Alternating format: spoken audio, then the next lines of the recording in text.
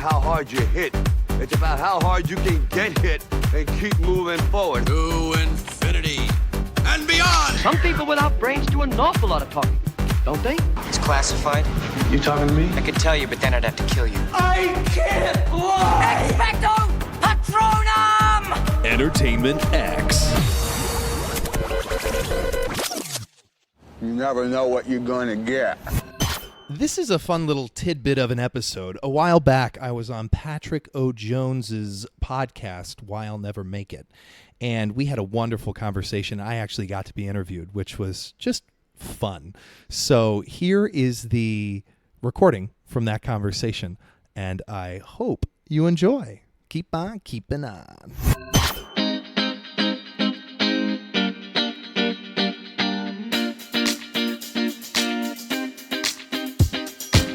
Welcome to Why I'll Never Make It, a lighthearted podcast that takes a revealing look at a career in the entertainment industry, featuring stories and conversations with those on stage and backstage, on screen and behind the scenes.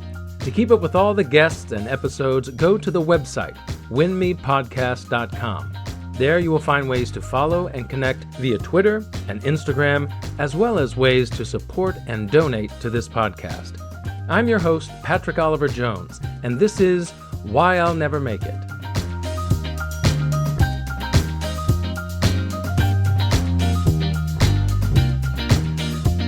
Well, hello and welcome to another edition of Why I'll Never Make It.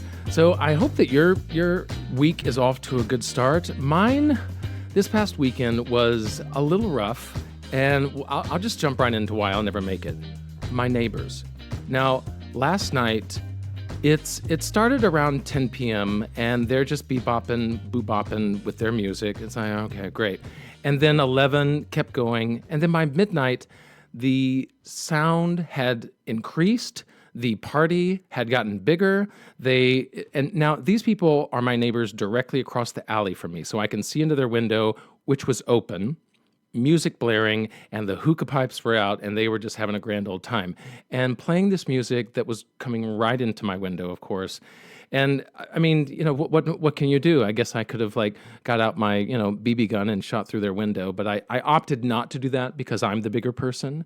So I chose instead to put in my earplugs, then put in headphones to listen to something else, and I could still hear them.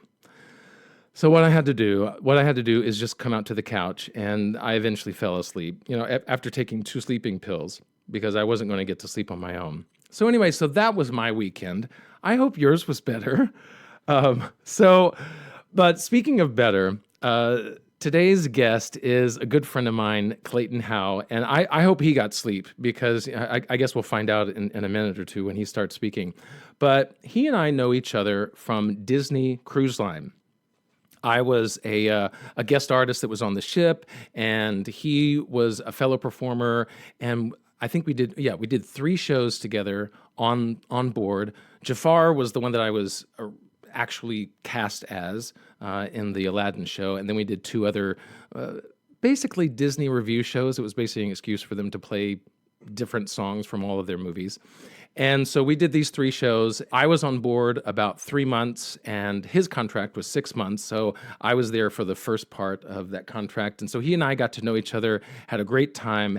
And he is one of my favorite people from that contract. So I'm so glad to have him on board and talk about his experiences not only on cruise ships, which he really loves, by the way, if you could see my sarcastic face, and also his experience here in New York and being an actor-singer and the hustle that goes into the Big Apple.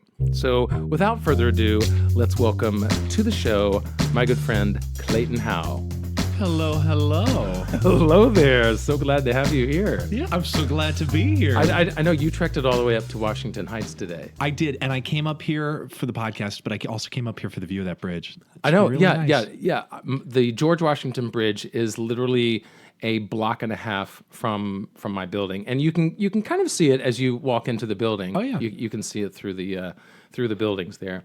But thank you for making the trek up here. I'm excited to be here. This is going to be fun. I was thinking as I was coming up here, I was thinking about all the jokes we'd make on the boat together, and I was like, this is going to be silly. Oh yeah. This should be a good time. So, what does making it mean to you? Well, it depends on what, for myself, they're my goals, and I have different goals. I have a bunch of goals, but the main goal that I've been realizing over the last 2 years is to add value to other people's lives, help them out.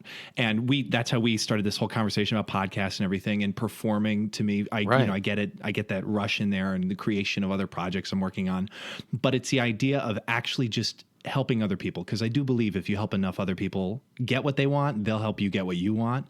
And if you help enough other people, it's a karma thing. It's good to be good. It's that whole pay it forward mentality. Yeah. And so that has been my kind of driving focus between all of the projects I'm working on.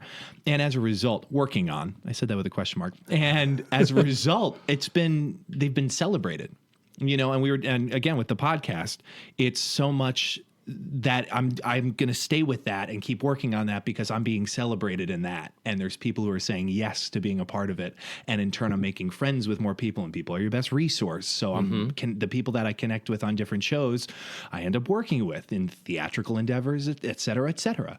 So, that answers the question. Well, it sounds like you're basically trying to cast a very wide net and see kind of what gets caught up in that and what that brings to you. Yeah. Yeah, well, because then, making it, right? Going back to the question, I originally had these thoughts of like, ooh, theater, ooh, Broadway. And I was like, well, yeah, definitely still want to do that. But then I started to realize, oh, well, I want to be on the radio. I want to do television. I want to be a part of films. I want to be a few other things that are not what I originally intended. Right. And it seems to be coming along quite nicely because of this, helping other people get what they want. I get what I want. And so, for you found that once your focus, I guess, rather than inward, became outward. Yes. Then you were able to maybe see other avenues of not only finding work and getting paid, correct, but also just being more helpful, beneficial, and satisfying deeper needs within you besides just getting work. Yeah. Oh my God. Yeah. Well, and we talked about this beforehand. So I have a little podcast thing that I host as well. Mm-hmm. And it came from this own itch that I needed to scratch. And it was for original selfish reasons that I wanted to, I wouldn't even use that word, that I wanted to contact people who are where I want to be and to find out how they got there, as to maybe cut some of the steps off for myself, pitfalls, et cetera, et cetera. Well, I wasn't getting a lot of responses, because let me buy you a coffee is not good for a busy person. And once I started to have a podcast situation, then I was like, oh, this information can now be shared with all the other people that feel and think the same way I do in this very niche kind of backside of entertainment market that we have. So, yeah, it's good. But that's the whole idea. I realized that once I got rid of the selfish motive, my definition of making it, with my air quotes, and what my definition is of actually being there, at the end of my goals, so much more. It's just so much more possible. Yeah, because which is really what it's all about. It's not coming from thirst. It's coming from my cup runneth over. I have so much to give. Not I need. I need. Yeah, I think that's such a great way to look at it, because when you're constantly trying to stuff that cup, as you said, full of things, and trying to get more, and it's well, how do I, what can I do? Then whenever it's more like offering that cup and allowing other people to fill it with their experience, with their knowledge, with their, hey, let's work on a project together, or whatever it is, then that it's a much better place to come from, rather than one of desperation and need. Yes, and the two things that have really assisted with that are listen, capital LISTEN, listen, more than I speak, because you find out more about other people, and the more that people tell you about themselves, the more they want to be with you, just be a part of you. Everyone wants to be seen. Everyone wants to be seen. And if you realize that as you go through these endeavors of whatever it is you're working on, it can help so much to just listen. And the second part is to figure out how I add value to their life. Now, I compare me to like some award-winning producer. There's not, what can I really give them? Well, there are, believe it or not, a few things I can, even if it's just letting them be seen and actually listening. Offering them an avenue like a podcast. And that's, and gets back to the listening that you were saying. That's something that I really had to learn myself. Hosting this podcast, yes, I certainly have my own thoughts, my own ideas, and things that I want to put out there. But bringing guests on has really forced me to kind of shut up and let them answer a question, let them give their advice, their experience, their knowledge on something that I don't really know a lot about. I got my ideas about, but they have the practical experience of it. And so listening to that, and because I think as much for you, the podcast, yes, is something that I'm getting a lot out of, but I also am happy and more than willing to share it with everyone else, which is why I'm doing this. Mm-hmm. You know, it's a funny, quick little story. Before I started my own podcast ventures, I had read a story about Casey Neistat. I don't know if you've heard of this guy. Haven't. He's a influencer, you could speak. He has a media company. He's on Instagram, a lot of followers, a couple million, et cetera, et cetera. But the reason he shot up to this like astronomical numbers is because he was riding his bike around New York City and he was getting ticketed for not riding in the bike lane. And he wasn't riding in the bike lane because there are obstructions in the bike lane. So he took his camera. Construction and otherwise, yeah. He took his camera, he went around the city and videotaped himself staying in the bike lane. And he would fly into the back of furniture vehicles, into construction cones. And at the very end of the vehicle, he rides his bike straight into a cop car that's parked in the bike lane. And this was all to combat his, $50 ticket that he had to pay. Oh my gosh. Or whatever it was. And it's on YouTube. Check it out. It's like bike lane ticket, Casey, something. It's a very funny video, but that was like scratching his own itch. So now I'm like scratching my own itch with all of these other projects that aren't, necessarily go to the holding room, wait to be seen, go book a job, da-da-da-da-da. And as a result, that's coming as well because there's so much more synergy on other things that are happening in the entertainment. So no, and that's exactly something that I've discovered this year as well in branching out into other avenues, be it directing, producing, trying to create my own opportunities and places and chances to work. And because, like you said, we can audition all we want to, but that's, yes, we have to show up, we have to prepare, we have to have the talent, 100%. but that's still dependent upon other people granting us that opportunity to perform. And so it's so much better when we can create those opportunities ourselves, even though that is a lot more work. There's no doubt about that. Oh, definitely. But at the same time, I feel like that's going to be much more rewarding because you saw it from start to finish and saw it to completion and were able to create this cabaret, this reading, this play, whatever it is that you're working on yourself, which is quite a feat. I don't know if this happens to you when you're in the city and people ask you what you do and you say, I'm an actor or something. They're like, oh, okay, great. And then you're like, and I host a podcast. And you're like, oh, what's it about? All of a sudden they have more interest in this little thing you started as a side hobby than your main source of income. It is interesting. And what's so interesting is that and this is a problem that I've had for years. I never am good at promoting myself. I always kind of downplay whatever I'm doing. I always ask other people, what they're doing and try to, but then once the question turns to me, oh yeah, I do some acting. And then I try to move on and they'll say, oh, what kind? Musical theater.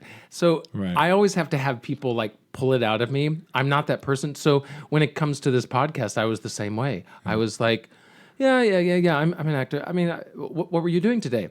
Well, I was recording some. Oh, what were you recording? I was recording a podcast. They have to like pull it out of me, and then exactly they get that question. Oh, what's it called? What's the name of it? What's it about? And as soon as I give the title, it's so funny. It's so funny every time. It's either they laugh, or they go, "Oh, why is it so negative?" It's one of those two answers. I've never had any other answer other than laughing or consternation as to the name of it. Yeah. It took me 2 times before I realized that I should just tell people what it is. Like I made a one-liner for it, Right, and they're right. like, Pirates, what is it? Done. Instead of trying to like beat around the bush with it. Cause it's that whole, like, I don't like to network. I don't like to talk about myself. I don't like to, it feels ingenuine, et cetera, et cetera. And it's Right. not, if you're doing something you care about, then you want to share that. Like Right. people have no problem sharing their dog that they care about on Instagram. Share your damn podcast. No, I mean, and people consider like, Very well, true. I don't, I need followers. Da, da, da. It's like, it's not about that.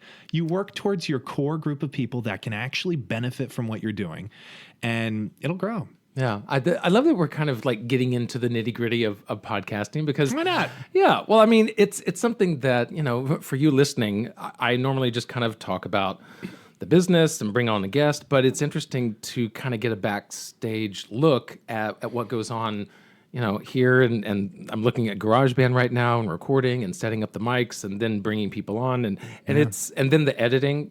Post production is always its own All of it. right, its own hassle, but putting this together is really about, yes, I want it to be listened to, I want it to be enjoyed, but at the same time, I want to, getting back to something you were saying, I want it to be an offering out there that betters someone who's listening to it. Mm-hmm. And if I can do that, because I know if I'm learning something from that particular episode, then I'm sure there's got to be someone else, some other people who like it as well. I was in a meeting when I worked for DCL, and there Which is was Disney Cruise Line. That's the acronym us insiders use. There was a very interesting point brought up that on average, when one person gives a verbal feedback, at least 10 people are thinking it. Oh, And absolutely. so when you get 10 written feedbacks about one certain thing, about 100 people thought Yeah, it. Only 10 people spoke it. And I've started to realize that applies to everything. So even if I only hear once a month from someone in particular reaches out and said, I love that episode, I know right away 10 other people loved it. Exactly. They're just not telling me. No, and the same thing with what this is, because you probably get feedback from friends, et cetera, and you're not going to hear from everyone who listens. I sure as hell don't. No, I don't. Yeah. But you know that you're helping someone because one person says it. 10 people are thinking it. Yeah. It's the same whether we're in the audition room or whether we're doing a podcast like this or whatever. Yeah. We need the feedback. We need someone either affirming or denying or in some way critiquing what it is that we're doing. Because, yes, while the critiques are always hard to hear, we have to know if what we're doing is working. If this song choice that we have, I use this, like I was with a coach just a couple of days ago, and we were going through my book and trying to figure out what songs are working, what aren't, get some out, put some new ones in. And he was asking me, it was very funny, the Asian woman, the joy of organizing, I can't remember her name. Marie Kondo. There you go. I watched the first episode last night. Yeah. And so he was basically applying that joy of living to your audition book. Are these songs bringing you joy? Are they songs that you enjoy singing? Yeah. And I was like, well, we started going through. Pitch goes higher. Right, well, maybe. So we were going through this one song that I've used in a lot of auditions, for very specific roles. And I was like, but I don't really get called back. And he's like, well, maybe that says something about the song. So it's all these things that once we think about, once we start understanding the feedback that we get, then we can adjust ourselves. And it's the same no matter what we do. It's so true. Do you find that you end up using like the same 2 or 3 audition songs repeatedly? Oh, yeah. I have like a core of like maybe 5 songs that I have my contemporary musical song. I have my traditional song. I have my upbeat, my ballad. Yeah. They tend to be the same ones. And then only if it's like specific, they need like a character. Sondheim. Right. If they need a Sondheim piece, I have my one. I have my one Sondheim song. I was just curious because I have the same thing. And I was like, I don't know that that's necessarily talked about. You have those songs that guarantee, there's like that 1 or 2 songs that are like, you're good. Yeah. You're like, you got out of everything in the book. Those are the 2 that it's like, oh, I see what you can do. And those tend to be the songs that you can roll out of bed and do, which is so, it's what's so weird, I think, about performing itself is that I have this one song that's rather rangy. It kind of goes down below the staff and then it goes to a G and it's very rangy and high. But I have other songs that go to maybe an E or an F and I struggle with them. It's very strange sometimes how the voice can like sit into the pocket of one song, but then another song that may not be as high. And it's like I struggle with it. So maybe getting back to that joy of singing, I really enjoy that song that I can roll out of bed and do. Yeah. And so that's why I keep going to it. It's like, well, if they want to hear what I can do, this is what I can do. But other songs that are a bit more work, it's probably because I'm not enjoying them, which is generally the case if I think about it. You know, like this particular song, okay, it's a pretty song, it's a classical song, or it shows off this part of my voice, but I have no connection to it. Whereas another song, and so all this to say, whether it's a monologue, whether it's a song, we have to find things that we can connect with, which is the whole point of us being on stage, is connecting with the role, connecting with the part. Agreed. Thank you for that affirmation. You're welcome. No, I agree with you. I do. That's true.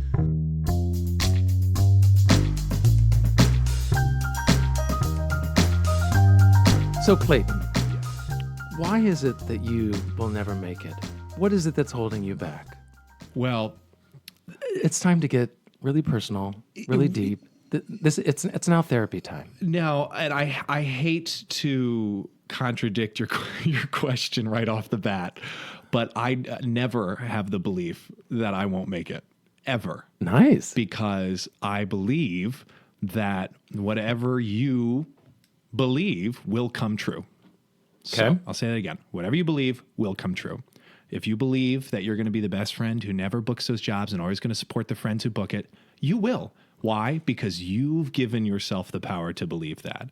I don't think any of these exterior things that happen in the world are keeping anyone from getting what they want except themselves. You don't have a dream for any other reason than to achieve it. I thoroughly believe this shit. Very true. And I say this because I don't know if you Remember the Titans. Great movie. Wonderful. The music arranger in that film is excellent. A++ Disney film. The kid's laying in bed, spoiler alert, paralyzed. And he says to his friend or mother next to the hospital bed, "Do you know what they have for people who are paralyzed? You know what they have for them?" And they say, "What?" And he's like, "The Olympics." Because even if you don't have your legs, you can still go to the Olympics. So you have all these people, and I'm going to make it specific to theater. We're downtown, you're in line, 200,000 people. That's an exaggeration. 200 people. Yeah. Auditioning, waiting up at 6 a.m., trying to get seen. Am I going to get seen? I get seen. I don't get called back, et cetera, et cetera. It's a good luck with your production. I'm going to move on to the next one because I know that I have this dream solely to fulfill it. And the second I have a thought in my mind of like, oh, this isn't going to happen, et cetera, maybe I'm not meant to, then it's true. And it's all on me. I have full responsibility over that. So for instance, recently I have been stalling on some projects because there's a fear in my brain that if I complete it, I won't have anything else to do. So I stall the good idea I have so I don't have to work on another one. Oh, interesting. And that makes sense to me. That's just the way I operate. But overcoming that and realizing, no, you have this good idea. Good ideas are plentiful. They are, and jobs are plentiful. It's all plentiful. And it's the way you approach it of these ideas I'm having good ideas. They're plentiful. More ideas are going to come. Let me finish these ideas so I can make room for more good ideas. And that's one of the specific things that I've been dealing with, and same with like going to the gym. I lived at 190th and I'd walk down to 177th at 5:30 a.m. to work at a Planet Fitness. I did this like clockwork for 3 months out of like live or die, things. And now I have a gym in my building. You know how often I go a week? Twice, maybe Right. 3 times. And it's down a damn elevator. Right, and it's in the I same have to take a building. staircase. Why? Why am I not going as much as I did when I had to walk 3/4 of a mile in the cold at 5:30 in the morning? There is something You to know be what I mean? said for obstacles in our way, and we want to overcome them, Yeah. and so we push beyond that. Whereas when it's easier, when something is easier to do, Yeah. it's also much easier not to do it. Yeah. Yes. Whereas when you have to overcome something, it's harder to say no to it because, well, if I don't do it, I don't know when I'm going. So I have to go. I have to do this. So it's a fear, but so that's something that I'm figuring out the answer to as I speak to you. I don't know the answer to that. And I'm figuring that out right now. Cause in any written down sense, it'd be like, are you an idiot? You don't even have to put your winter coat on. You know what I mean? But it's a sense of comfort. When we get too comfortable, we plateau. And that's fine because some people want to plateau here, some people want to plateau here, some people want to plateau here. It's fine wherever you want to plateau, but realize that is your decision. on where you're. It's not any exterior things that are happening. I mean, there are a lot that, and again, we can break this down to like social class, where you live, the neighborhood you grow up on or in, what emotional support or not lack of support you have from your family members. Those are all factors that are very serious, and you have to take those into consideration as you pursue your dreams of making it. But at the same time, giving yourself more responsibility on your own dreams can really open up all of these little exterior things that we may think are holding us back, but really aren't. They're just excuses. Well, see, it's very interesting that you bring that up because I wonder if I'm going to piss off some of your listeners by saying any of that. No. I mean, because the thing is like the point of my title is not to be negative. I hope that, as I continue with this podcast and as more people listen to it, I hope that they're getting the sense that that's what I'm saying. That why I'll never make it, I think it's important, as I was saying, getting the feedback, getting critiques so you can overcome them, so you can move on to that next level, so you can make it. Yeah. Because, yes, there are many reasons why you just listed off a couple of external ones, why we can't make it, of what's holding us back. Yeah. But the point is to recognize those and then be like, okay, then how do I overcome them? I think I can say this with 100% certainty. None of us have all the money we want. None of us have all the jobs we want. None of us are in the exact place where we're like, okay, I can coast now. I'm done. I don't think any of us are there. And so what is it that's keeping us from that point, from that next level?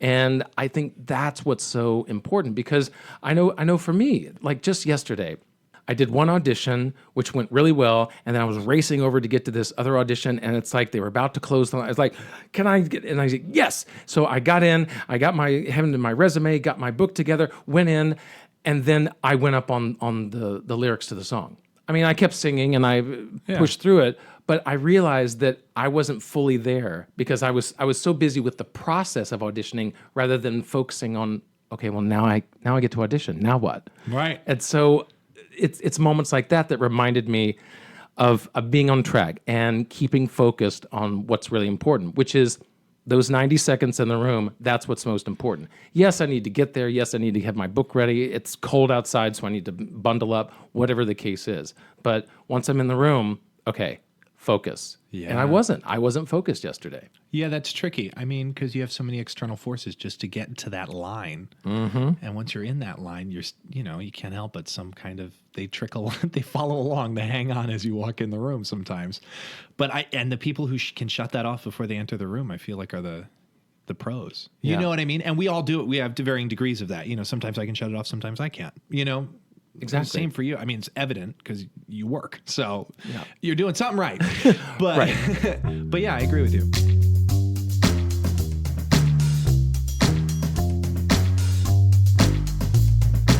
So we had mentioned that our connection is Disney Cruise Line. Yes, it is. And for a lot of people, and because I worked with Royal Caribbean Cruise Line and then that contract with Disney, and I know a lot of people. And it is a good life. You're basically on a vacation. You have to work on the ship, obviously, but you get to see places that I know for myself, I will probably never go back to again. It was that the ship docked there, and I got to see this country, whether it's Finland, Scandinavia area, whether it's... You're not going to Tortola again? Right? Whether it's all these Caribbean islands that I've never heard of. Right. And so there's all these places that I will probably never go to again. So cruise lines are a great way to see the world. Yeah. And a lot of people will get in that world and they will just ride contract after contract after contract and, make a living doing that. Hell yeah. But for you decided to get off the boat, so to speak. Right, you got off the boat. And so what was it for you that said, okay, I'm now done with that. I now need to pursue other goals? So I've noticed that in life, my life speaks to me, as spiritual as that sounds. But this happens to all of us. You get into a relationship with someone, they say something weird right at the beginning of it, and you're like, that's not right. But you let it go and you keep dating them. And then like a month later, it kind of gets a little more ferocious and you're like, this isn't right. But you like, well, I love them. I'm going to keep staying with them. And then all of a sudden, like the brick wall falls down and you're like, oh, I need to get out of this relationship. I had no idea. Oh my God. But then if you like think back, you can really realize that maybe there were some signs that it was there all along. Relationship. So I've gotten really in tune with this. It's almost like everything that happens, I'm like, well, what does it mean? Sometimes it means nothing. Sometimes it means everything. And finding out the varying degrees of what does it mean, quote unquote, helps me determine where I go in my life, paths I take. So I did 2 of these contracts, knew full well that I shouldn't have done a second one. I knew that I was operating out of fear. I wasn't ready to live in the city and have my own, financial situation, whatever it would be here, not as good as the boat.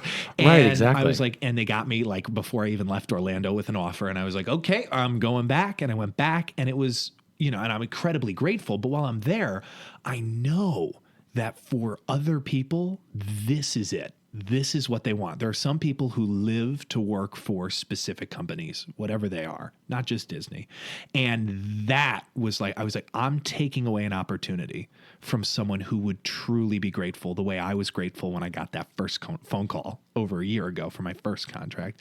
So I was like, well, that's not right. That's just not right for myself. I can't be sitting here and making everyone, making anyone miserable. And I wasn't miserable. Like I wasn't anything like that, but I knew, but it was just enough in the back of my brain that I knew if I came back for a third one, it wouldn't be so great for me and in turn for anyone else.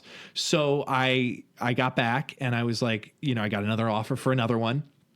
And I was like, no, I can't, because to me, that's not going to help with my master plan of how can I add value to the world. I did when I was on the boat, but I just had a feeling that there were other things I should be doing to add value to other people on this planet. And it would take place in New York City. So it was very easy to say no. But then I have those hindsight, thoughts where you start like adding up all the paychecks you would have gotten. Right. It's like, and maybe like, I should have said yes to that. Maybe I should have. Yeah. And you know what? And I keep saying this to myself every day. It doesn't feel like it's time for me to go back. But when it does, I will. If it does, who knows? And the same thing applies to like all these damn auditions downtown. I'm EMC. I go to as many as I can. They haven't even really been seeing EMC. I mean, we talked about it. Some of the theaters are getting some of them in at the ECCs, but generally there's just a lot of equity people there, et cetera, et cetera. And I'm like, okay, it's just not meant to be. I'm not going to fret over this. I'm going to do other things. And in turn, having my podcast and having these other things I'm working on where I'm like, I'm just going to go where I'm celebrated. And it's easy. What a great way to think about it. I'm going to go where I'm celebrated. And I like that. I'm not being celebrated as much as I thought I should be right now down on 8th Avenue. So let me go be celebrated elsewhere. And that'll turn around. I mean, it always does. The numbers fluctuate. People don't go because it's raining, et cetera, et cetera. You find your way into a room and you get to audition. But just kind of keeping in tune with my life is speaking to me, what's it saying, is helping me decide what paths I should take, what I should do. I think it's so important that you bring that up because a lot of this business it's about the hustle. It's about the grind. It's about what's next. It's about what's the next audition I can go to? What's this next opportunity? And we're constantly like looking out there rather than sometimes looking inside. What is our heart telling us? What is our body telling us? Like, I can do this. I want to do this. It's interesting that you brought that up because it reminded me of an audition one time. This was actually an appointment that my agent got for me, and it was for Peter and the Starcatcher. And that is a show that I saw on Broadway, absolutely loved it. And the role of Black Stash, if you've not seen it, Peter and the Starcatcher is basically Peter Pan, and Black Stash is kind of the Hook character. And he's so over the top, he's so arrogant, he's so like kind of bumbling that he's funny, but also so, I don't know, just watching him, I was so happy every time he was on stage, and he was, because the way he interacted with everyone on stage, it was great. And so for me, that was like, okay, bucket list role, Black Stash, and Peter and the Starcatcher. Yeah. So for years, I was auditioning for the show, and then this appointment came, and it said, okay, Peter and the Starcatcher for Lord Astor. Now, Lord Astor is the kind of the captain of the ship, the good guy, basically. And it's a fine role, nothing wrong with that role. But I knew for myself that if I went in there and say I booked it, that the whole time during rehearsal and during performance, I was going to be watching the guy doing Black Stash and be jealous and be not miserable, but I knew I would feel disappointed that that's not what I was doing. And for me, that was not a position I wanted to be in. So I turned down an audition. I basically said, please consider me for Black Stash. And casting said, well, I mean, you can do it, but we're really looking at you for Lord Astor. And because of that, I turned it down. Now, is that my own pride, or is that me listening to myself saying, don't be miserable and don't be in a show where you're going to be doing less than what you want to be doing. Yeah. I think it's a mix of both. Probably. You know, because you need to have pride. Yeah. You need to, and it's such it is such a taboo word. There are so many people like, I refuse to feel pride because that is that a deadly sin? I don't know if it's deadly sin or whatever. You know, it's Yes, bad. yes, I would like say greed pride is or one of the lust, deadly it's sins. pride, whatever Yes. it is. But those things are only deadly if you kill someone with it. If you're not killing someone with your pride, like keep on being prideful, you know?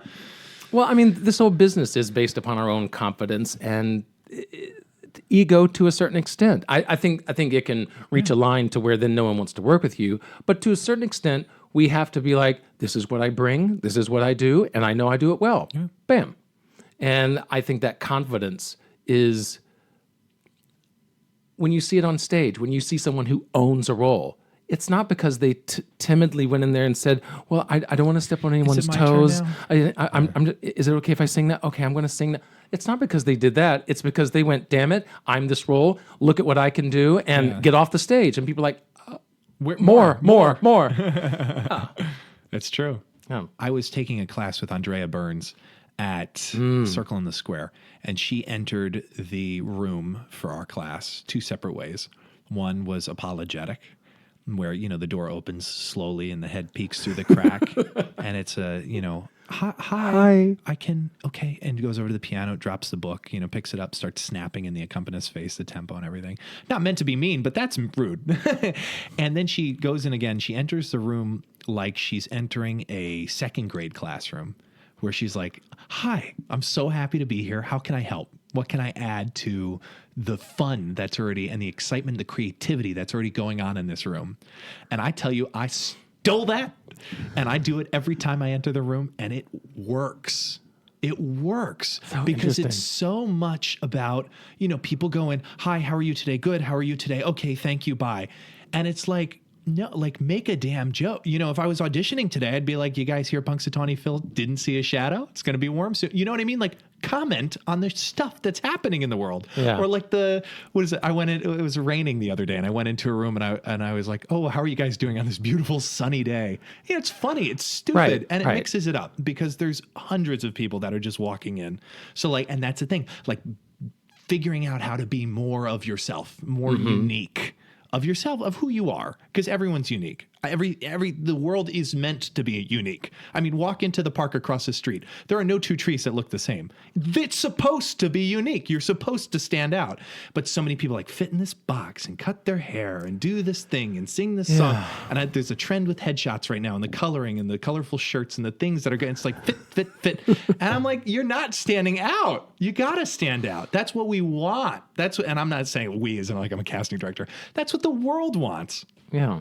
Well, I mean, Diversity. Yeah, exactly. Because and I think that question that you asked was really important. How can I help today? How can I bring something to you that you're looking for today? Yeah. And that's our role as actors when we go into the room, is to fulfill that. Now, they may have their own cookie cutter as far as what it, you know, yeah. but at the same time, please, you need you got to be a certain height to right, do right. You got to be a certain height. You got to be a certain voice type, whatever it is. But at the same time, it's like, fine, fill that cookie cutter, but give them something extra. It's like, who doesn't like the extra little cookie dough left at the end? I love Give them cookie the dough. extra cookie dough.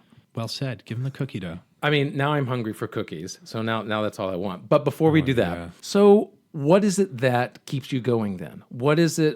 Why are you still here in this business? Okay, you know, you even said yourself that the DCL, the Disney Cruise Line, second contract maybe isn't what you really wanted. So then what kept you going once you were done with that? So let's see. I got back to the city. I spent 2 months in the Philippines, and that trip alone it made me realize how much I take for granted, 1, and 2, how many of Americans are just negative, upset, or angry. I was Did you see it there in the Philippines? No, Is that everyone's so much happier over there. You have I less. see. The less you have, the happier you are. You know, I mean, that's kind of, in a way, it's kind of true. I had, you know, when I lived up there and I had to walk the thing to the, you know, I was happier than laying in bed giving myself all sorts of stories on why I can't take an elevator downstairs. I mean, it's like, what? It's just less is more. And so that opened my eyes, and I had this realization of like, okay, I don't just want to work for other people. I don't think that's necessary. I mean, I do a good job at it. You know, I'll take direction well. I, at the same time, feel that I need to have my own enterprises or my own projects or whatever you want to call it, whatever word you want to put on them. And so I went about discovering what they are. And so, and I had this also realization that I was like, oh, okay. So people who stand out in entertainment, so to speak, they've all done something new. They've originated some new role. They've written some new piece of theater. They've written some new film. They've directed a new size of a budget of a film, or they've produced something everyone said was way off the beaten path. They've disrupted the industry, Right. so to speak. So I was like, well, okay, that's probably a route that I'm going to need to take if I want to get to where I want to be, of this decreasing fear, increasing gratitude for tons of people. And I knew, you know, I'm not a Tony Robbins, you know, I'm not a motivational speaker. I wouldn't charge money to stand up and motivationally speak to people. So I was like, that's not what it's going to be. And then I was like, well, let's see if it can actually be specific to entertainment, because I still want to perform. You know, I think, you know, you have that one thing. It's like, find the one thing you're good at and like work at it, right? Because no one else can do it as well as you can do it. And I do believe that is singing for me. But then at the same time, I'm like, well, there's a lot of other people who can sing well, okay. So then I started, and this is the other thing, and I encourage a lot of people to do this. Read. There are so many good books. There are so many good, and I could just start listing them, or we'll list them at the end if people want to write them down. There are just so many good books on helping find out what you want to do, on ways to communicate with other humans. That's like a huge thing that's lacking. The fact that the government was shut down for so long blows my ever-living mind. And you notice it got reopened, and it was in very small print saying a negotiator helped open the government. If you go back and look at the conversation, there was a negotiator. I don't know who the title was, a bipartisan negotiator, whatever the negotiator was, but it was a negotiator. And I'm like, wonder who that person was. Right. Because they could play to both people's egos, or what they feel. Because, and you know, and I have my own feels on that. We all have our own views on that, but there's a stubbornness that comes when you just say, no, I'm not going to agree with you on anything. Right. And that's negotiating. So that's yeah. a whole separate thing. So all of this stuff started fascinating me. This was well before the government shut down, but the whole human communication was fascinating me. And I was like, all right, let me do some reading on that. And I was writing these letters, like we were talking about, you know, like, let me pick your brain, let me buy you coffee, et cetera, et cetera. And I wasn't getting a lot of yeses. And I was like, well, okay, if I have a podcast, I'll have a reason to speak to people. And this actually came to me by way of a friend. He's a producer at Good Morning America, the Weekend Edition. He was like, you should have a podcast. They're trending. People do them. People love to talk. Never underestimate the value of someone wanting to talk about themselves. This is very true, especially in entertainment. Yeah, exactly. And he was like, start it. You know, so I started doing that. And then as a result, I'm doing that. And I'm speaking to people on television. I'm like, oh, maybe I'm going to create a reality TV show. I was talking to people in film. You know, why don't I just start writing a film? Because once the floodgate goes down of all those like, but I can't do it, but it's not possible, but I'm not meant to. It's that same, well, if you believe that is true, you aren't meant to. Well, and or you are. Right. And for me, I don't know if this was the same for you, but once I started the podcast, then those other ideas started coming. I now have Rapid like fire. 3 other podcasts that I would like to start. And like, oh, maybe I could do that. Oh, maybe I could talk about that. And so, and at the same time, I now devote so much time and energy to this podcast. Sometimes it gets in the way of other things. So I'll totally admit that. I'm not great at time management. But also, I devote so much time to it because I thoroughly enjoy it. I've found something that I didn't know that I loved.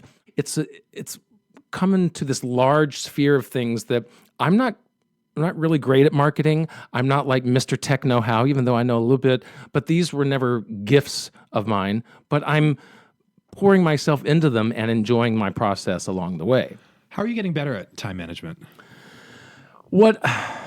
For me, I figured out what I need to do, and I'm still not perfect at it, but I think my best strategy is less is more. Like, for example, for a long time, I was so worried about figuring out what to post on Twitter, on Instagram, how best to promote each episode and figuring out different ways. And I was like going through all these different steps and processes, and then 5 people would like it.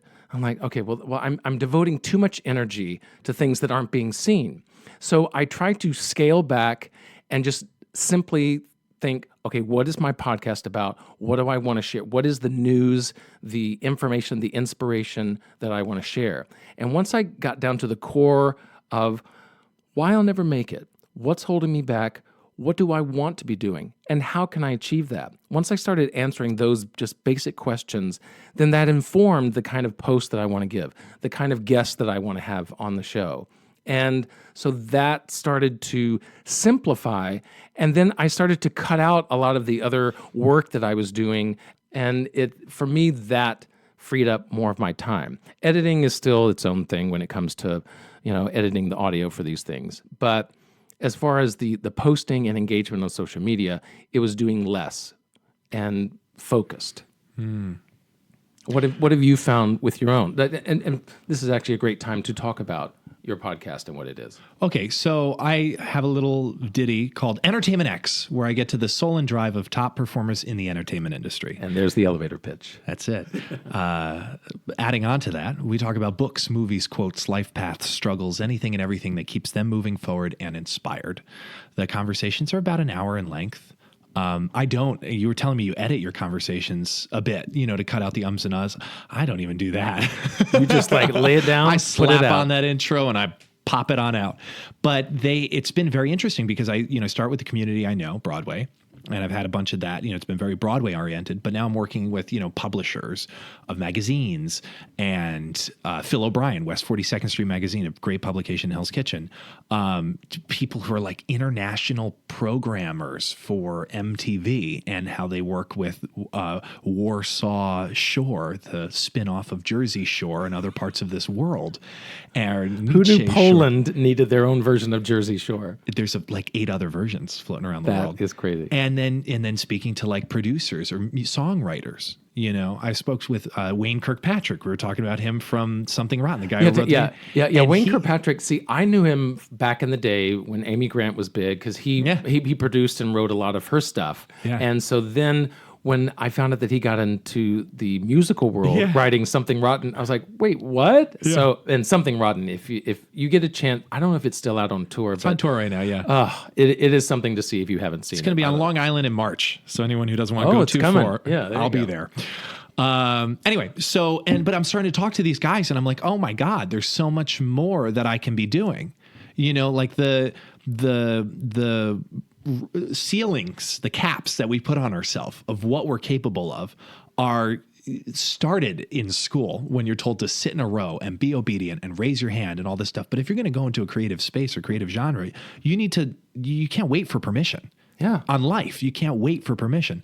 So I tap into that with my interviewees, the conversations we have.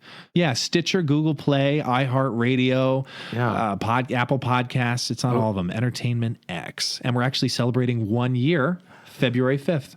And you know what's really funny? And I encourage all performers to do this: create that dance piece, create that song piece, go write something, create, because there's not enough good content out there. There's not enough. There's good stuff, but there could always be more thoughtful, good content that makes someone feel good about themselves or affirms someone's emotions that they're going through. There can always be more of that. And if you're waiting to audition, jot down some stuff on a notebook, which is how all of this started for me. I was just sitting there and I was like, I am wasting a full day waiting to get seen. What else can I do? Because life is short. Yeah. Okay, good. Your turn. No. I think it's so interesting that you brought that up because.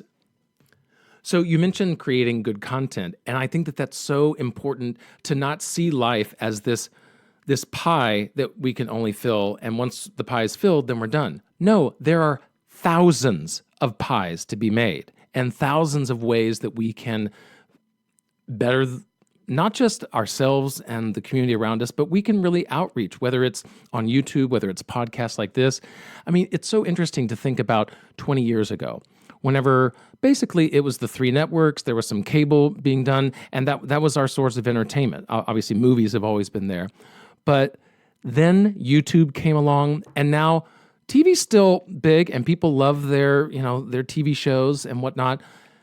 But now there's podcasts. Now there's YouTube. There's people on YouTube making millions of dollars sitting at home in front of their couch, recording themselves talking about what they did that day, or playing a video game and showing other people what they did.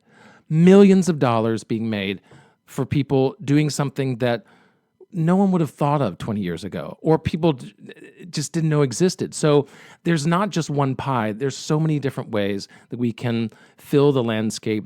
And I think this goes not just for entertainment, but I think any life venture, because there's like volunteering opportunities, like a Habitat for Humanity, or if you want to join the Peace Corps, or, there's so many things out there of affecting the world and for good, and fulfilling not only our own souls, which I think is so important. It's not a selfish thing. I think if you feel good about what you're doing, you'll want to do more of it. And the more we do good for ourselves, the more we want to do good for others. And it's a cyclical effect that, just it makes our life and ultimately the lives of other people around us better. And a word to the wise: if you're going to decide to create something, don't just create something to have something to perform. Find out what you're dealing with emotionally and realize other people are dealing with that, and then create something that can help that feeling.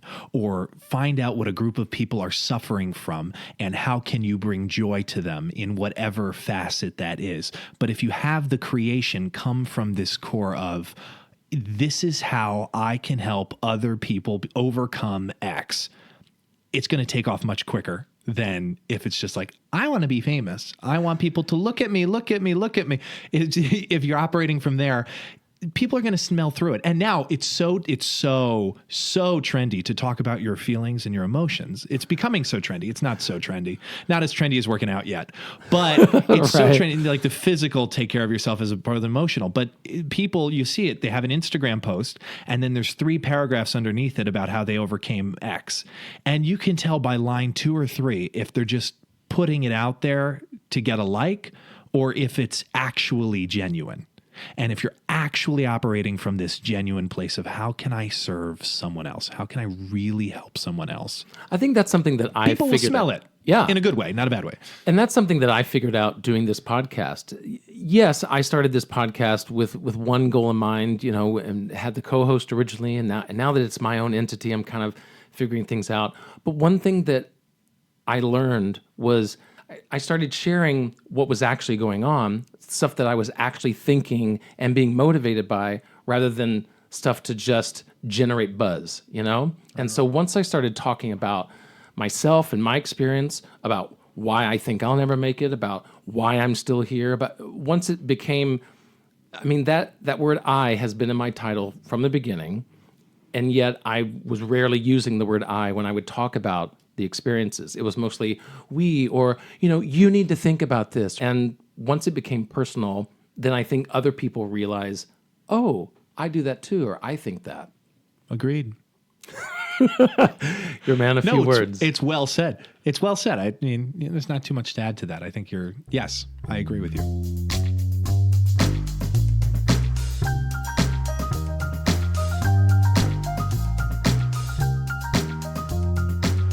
So what is on the horizon then for Mr. Clayton Howe? Wow, that's a question. How about that? What's so funny is, like, I was talking about everything so openly, and then I linked up with entertainment lawyers, and they scared the shit out of me that I was sharing too much. Like, you need to. So here's the idea. Here's the idea. Okay, you have an idea on a project you want to work on, and a lot of people have ideas, but they don't want to share them because they don't want them to get stolen. Well, an idea is worthless. A creation carries a lot of worth. So I have the idea of this podcast that talks about X to serve blah. Great. Means nothing unless you actually have something tangibly created.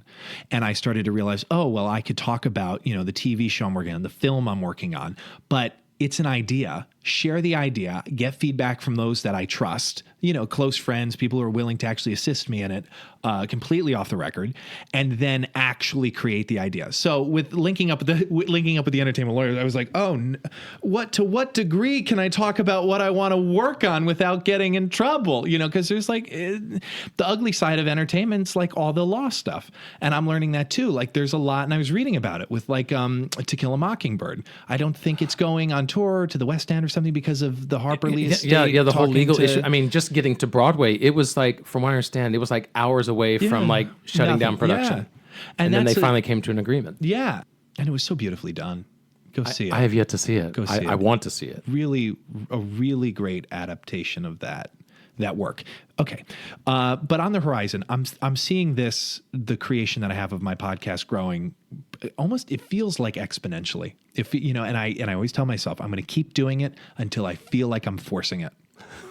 And the second, because that's another saying, it's like, don't force it. Whatever it is, don't force it. Like those auditions downtown, just not going to force it. So I stopped going to them for a bit. And then one of the guests I had on the podcast asked me to audition for a show. And that was the last show I did out on Long Island.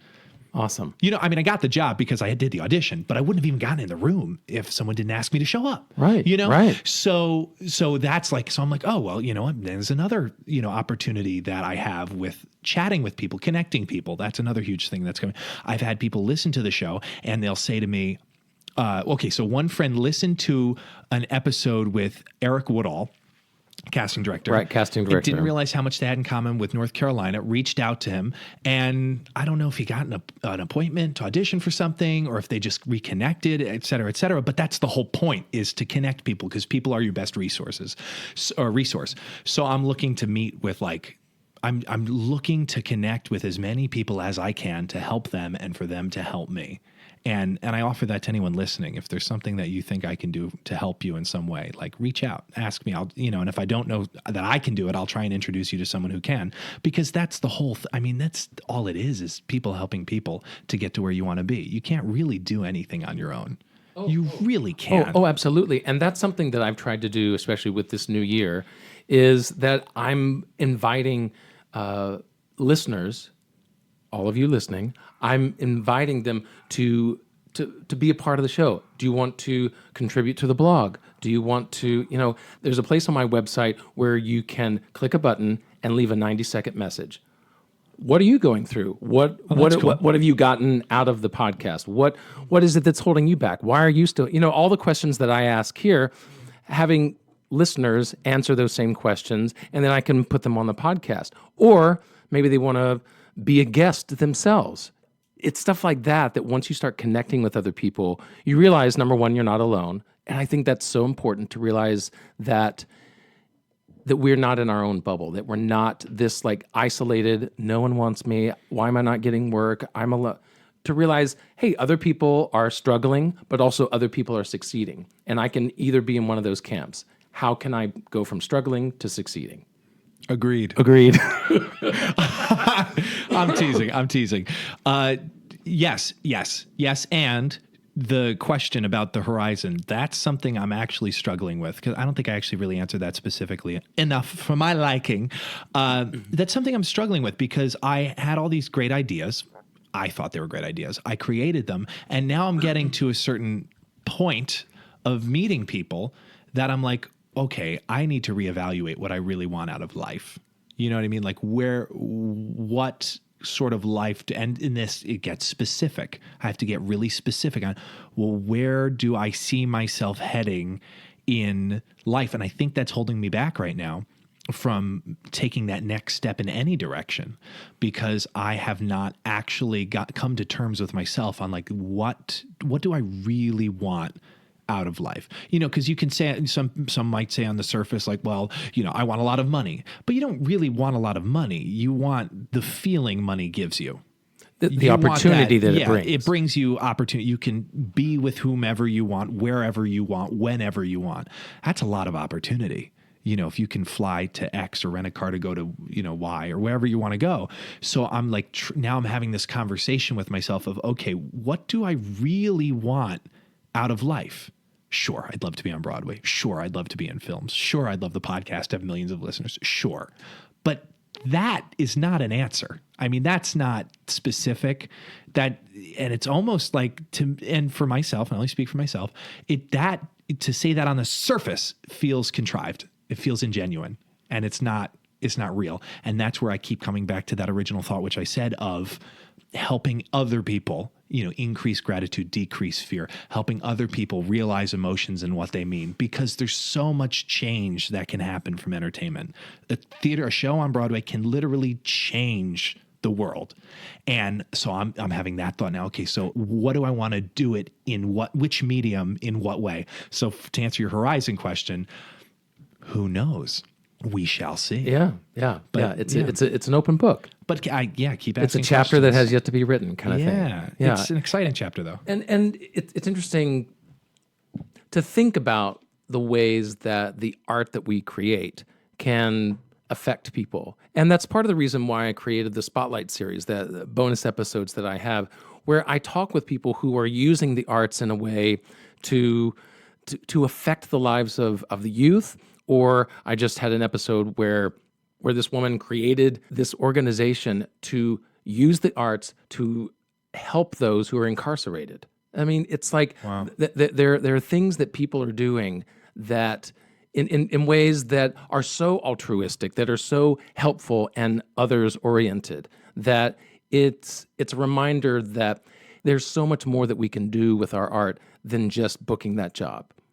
And I think it's important that we see this creative venture that we're in of entertainment and all that means, in big, bold letters, that there's so much more that it can be used for than just entertainment. Oh my God, so much more. Yeah. So much more. Well, you know what? I am so glad that you came on. I think, if anything, this episode has inspired people. Hey, maybe I can do a podcast as well.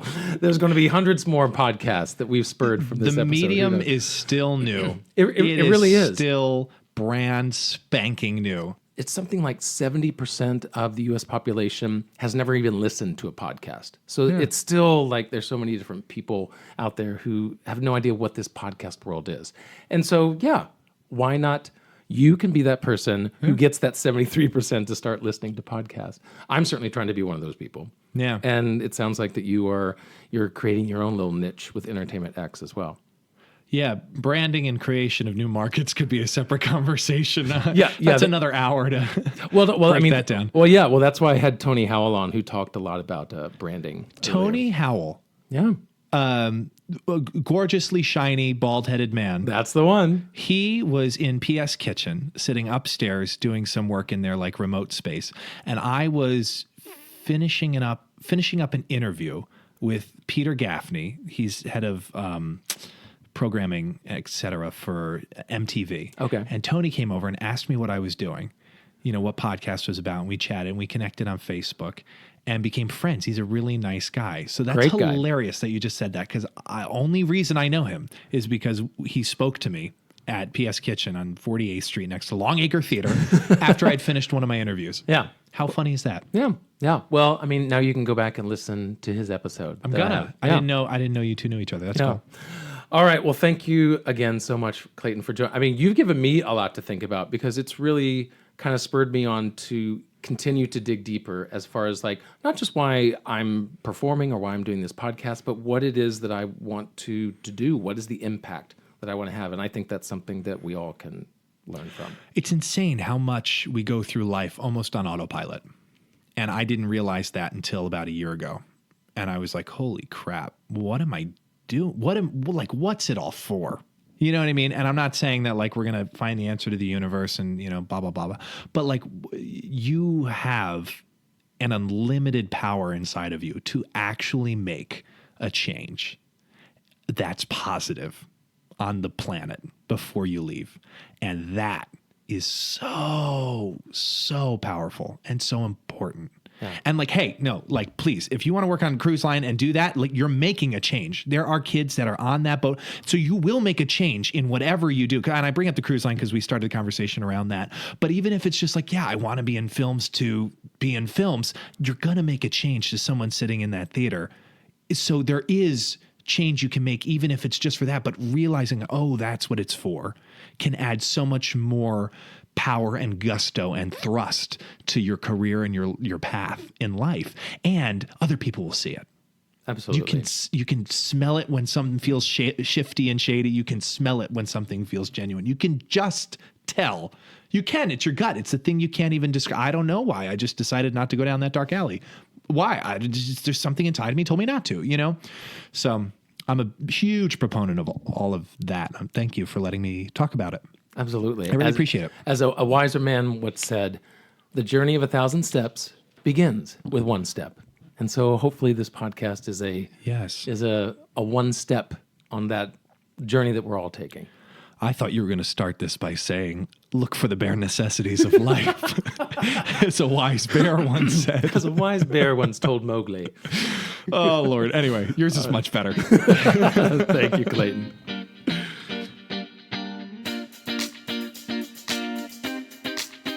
To learn more about Clayton, go to the website, winmepodcast.com. There you can click on episode 32, and you'll see all the details and links that we talked about today.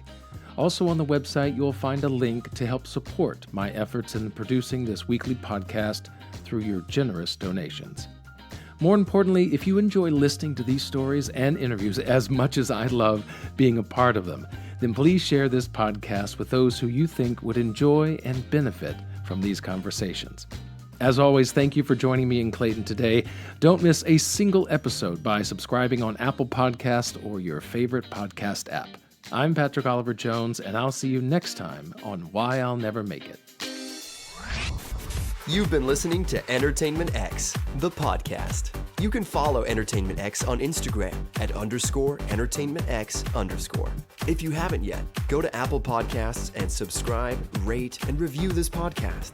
Join Clay next week for another curiosity conversation on Entertainment X. Thank you for listening.